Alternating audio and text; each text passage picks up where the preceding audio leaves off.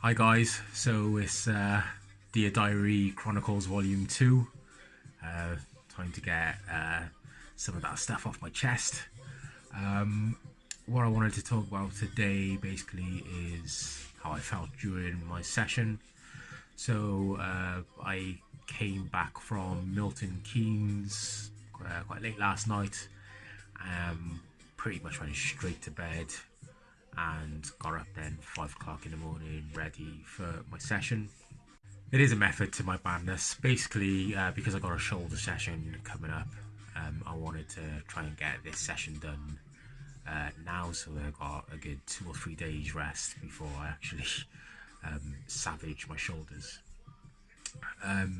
So the session that I had today, it was a back and bicep session, a lot of body weight.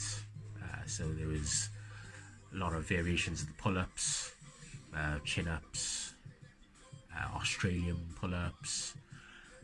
Then there was stuff like hammer curls and normal bicep curls, stuff like that. And it's probably the first time in a long time that I actually got a real good pump from it.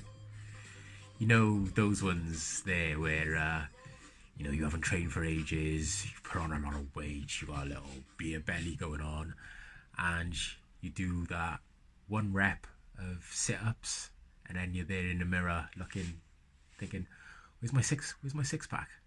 I'll do another rep. Where's my six pack? That's exactly how it felt. Like every rep that I was doing it, I felt swole, and it was a good feeling, and it made me want to push even more because it felt like every rep counts, and it's true anyway. Every rep does count. But yeah, I really enjoyed this session. So hopefully we can keep that up.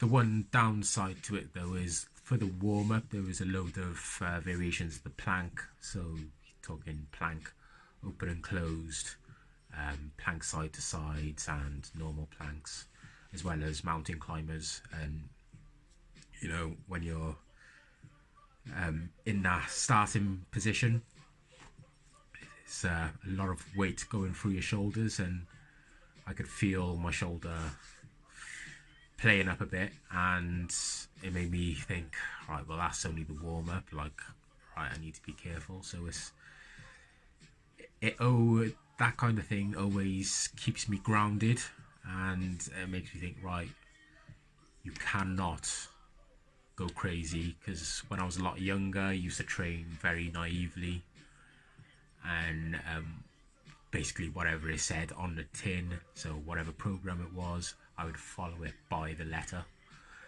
And as you get older, it's okay if you can't follow it by the letter. As I say, you've got to listen to your body, and I think that's something that I'm doing a lot better now. Even though it is tough and it does take a bit of self constraint, I just know in the long run it's going to help me tenfold than trying to smash a session out and then not being able to do it in a few days time. So yeah, it is all about listening to your body. Everybody reacts differently to certain things. Those that have been injured might be able to give me their views on how they deal with their injury. But the model of a story, and what I'm trying to say, and I'm probably saying it quite badly, is listen to your body, okay? And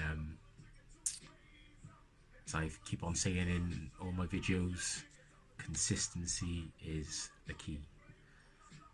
Okay, so every rep counts, and if you manage to do 8 reps this time instead of 10 reps, still good.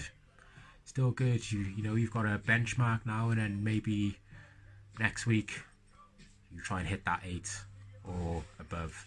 Maybe go for 9, something like that. It's a barometer of where you're at and kind of where you want to go to, but do not sacrifice your well-being or any injury injuries that you might have gone through, to push out those extra reps. So yeah, it's just hopefully a bit of a quick one for you. Well, say for you, it's more for me. It's kind of like a video diary blog type thing. So yeah, but if anyone has any injuries, and they're still very sports or very active, reach out to me, and I'd like to hear your stories with how you've dealt with injury in the past, or what you're doing now to stay injury free. Because it's not just the physical side of things, it's the mental side of things as well, trying to cope with things that you're not necessarily able to do like you were before the injury. And I think the worst is, like, you know, you've got the power there or the strength there to do those movements. Example is muscle ups. So I'm a type of person, if I really want to do something, I want to learn something, I will go hella for leather to learn that skill or move or whatever it is. And a few years back, that said skill was a muscle up, and I was there every day just practicing, trying to get that technique. And I'm thinking, right, I can clean, I'm good at cleaning, it's like a reverse clean. Why am I not getting this? Like, I've got the strength there, why can I not nail this? So, but anyway, one day I managed to nail muscle ups, and even now, after doing calisthenics training, I've managed to really push my pull-ups up a height. So none of this kipping pull-ups, just strict pull-ups, so leg straight. I didn't quite get to the magic 20 number. I was around 17 before my injury, but now I've regressed a little on that. But I still got that strength there, and I can still muscle up. You might see in some of my videos on Instagram that you might see the odd muscle up in there. I will tell you now that it's kind of a cheap muscle up where I'm jumping into it, and I'm not necessarily doing it for a muscle up. I'm doing it just to do straight bar pull-ups, straight bar dips, sorry. And but I know that if I really wanted to, I could do muscle ups. But the question that I ask myself is it worth it?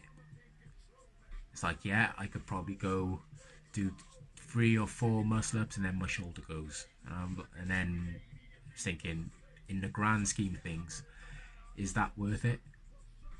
And the simple answer is no, it's not.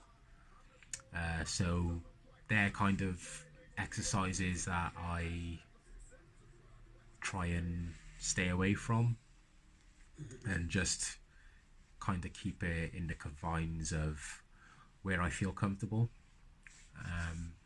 Also in my videos you'll probably see me doing quite a few explosive push-ups, and although psychologically I think if I don't land right, then I'm in big trouble. And is it worth it? But I still kind of feel comfortable doing that. And I won't do it in high volume. It will be